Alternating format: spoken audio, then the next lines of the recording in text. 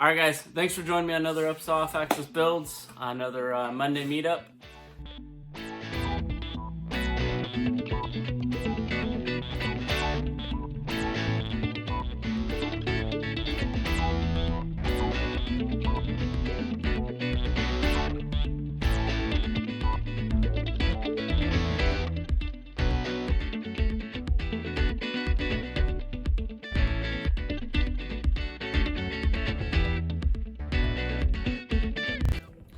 I had a couple subscribers give me a few tips on how to install the window rubber and also how to install the window assembly into the car.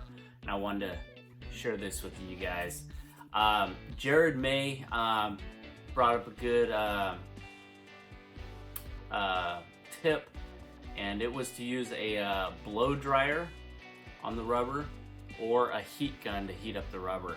What that does is soften up the rubber so you can actually get it onto the window a little easier. I went ahead and stretched it over the window. I was able to get it on, but I fought it just getting the rubber onto the window. I also had issues getting the whole assembly into the car. Now, I've seen some other YouTubers use the string to get the window rubber into the car. That worked great.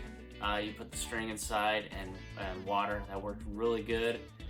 However, I do recommend heating up the rubber to get it into the car. And also, Eddie Dickinson's gave me that another helpful tip. He said to put the whole assembly into the oven, heat the oven up to about 175 for about 5 minutes.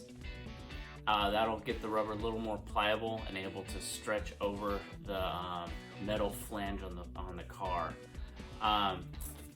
So there's some helpful tips for both installing the rubber onto the window and installing the whole assembly into the car.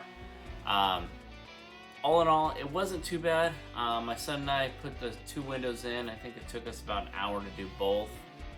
And we actually wound up taking the window in and out probably about 3 or 4 times, both sides, because I was being a little picky and I wanted that rubber to fit nicely all the way around and nice and even. So anyways, I'll go ahead and show you the window and the final install, and then I'll also put a link down below on those 2 other videos on how to install the rubber on the window and how to install the whole assembly. Alright guys, remember to like, comment, subscribe, and hit that little bell for upcoming notifications. Alright, let's take a look. Alright guys, so here's the final outcome of the window. I got the rubber sitting really nice all the way around. I'm really happy with it. Like I said, it took me about 3 or 4 times to get this window in the car and sitting nice. The biggest issue I had, see if you guys can see this, was getting this flange up over the metal flange and having it nice and even. A lot of times I wound up with, let me get some more light in here. So a lot of times I wound up with a little bit of bunching going on over in the corner and then also up in this corner here. I'm not sure exactly why the bunching was happening there. But it, basically, this rubber was not fitting smoothly all the way around like I liked it. So I went ahead and had to pull the window out and put it back in. And that happened on both sides, okay? But anyways, I got it done. My son helped me out with it, and it turned out really well. So, nice little helpful tip there.